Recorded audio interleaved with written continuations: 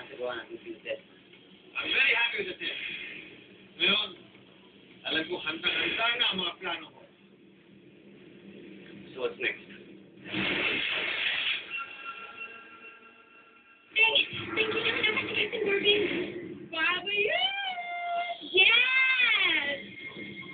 Ako meron mo sasabihin. Kung iniisip ng mga taga-Maranderas at tapos na dumating na trahedya sa buhay nila, nagkakamali sila. Dahil nagsisimula ka. Hoy! Wala daw siyang sasabihin sa inyo! Ano sasabihin mo? Bilis! Uy! Leia! Oh, para sa'yo. Galing kanino? Tingnan mo. Ay. Leia, I had a nice time. Hope to see you soon. John.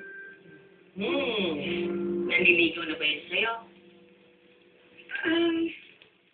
Nararamdaman ko na may gusto siya sa akin, pero wala pa naman siyang pinapahiwatig. Ano mo? Hindi ko talaga alam kung paano nangyari na buhay pa si Aerobica. Ako mali ko. Di ba nakakulong na si Aerobica? Yun ang alam ko. Oh, tapos si Janet, di ba nahulog din sa lawa? At yun din yung nakita ko. Lumalakas tuloy ang paniniwala ko. Kasi papuro at si Teta ng mga nakita ko. At malamang, si Adobe din yung nakita ng mga tao. Larry, Mr. William Phillips. Ayos ah. Talaga na ako si sila. Of course! Ano naman si Captain Marvel lang naka-costume? What a super villain without a costume! Nagusto niyo ba ang mga outfit niyo? Teka, ano ba nangyari sa bayan natin? Bakit parang biglang bumabalik ata lahat ng mga halimaw dito? Hindi ko alam. Pero masama ang kapit ko. Oh, yeah! At din, tignan niyo naman, diba? Caring sa akin yung costume. Bagay na bagay sa body ko. That outfit is made of a special elastic material. It was designed to be as flexible as you are. Dinesign ng mahigi ang bawang outfit ninyo. And it took your powers and abilities into consideration. Maging invisible ako. Magiging invisible din ba ako sa itong costume? Of course, Vaporo. Asti.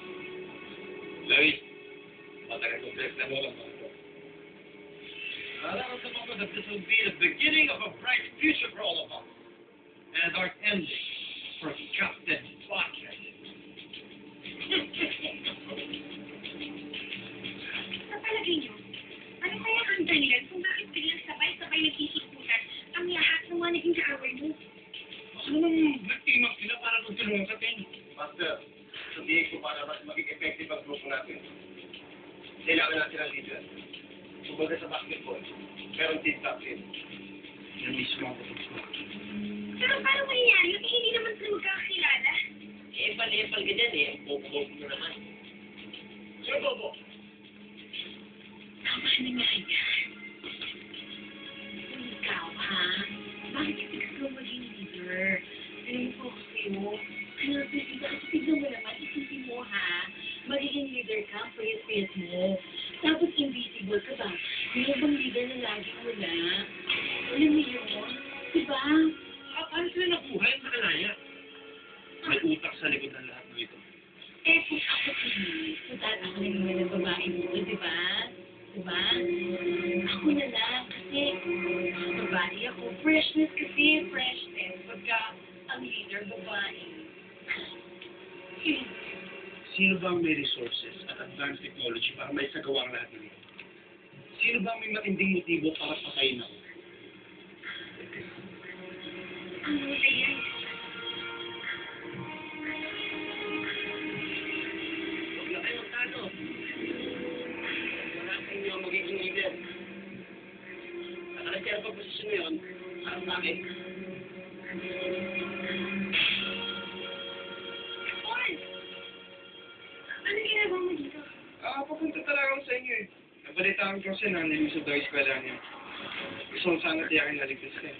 Tita Agnes, manligaw sa akin si John, ang gagawin ko?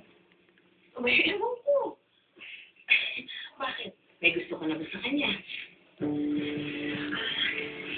Salamat sa pag-alala mo sa akin. Okay lang ako. Well, I like him. I mean, he's a very likable person. Pero, hindi ko alam kung handa na ba akong kalimutan si Teng. Gusto niyo ba pumunta sa bahay? Tara, merienda tayo. Maghahanda ako sa'yo, tara. Merienda? Teka! Good idea yan! Tara. Ayoko naman maulit yung nangyari sa amin ni Levi. Ay, naku, Lea. Alam mo, I think you should ask yourself, handa ka na bang mag-move on? O, handa ko na ba sa sarili mo na hindi kayo para sa isa't isa ni Teng? Alam mo, pag lumigaw yung sana yan sa'yo, I think you should be honest with him. Sige, kayo na lang. May pupunta akong tao.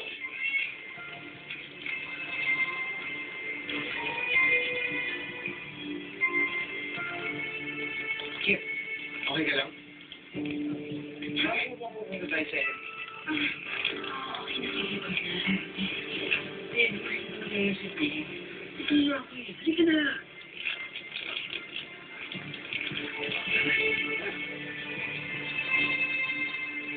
Thank you.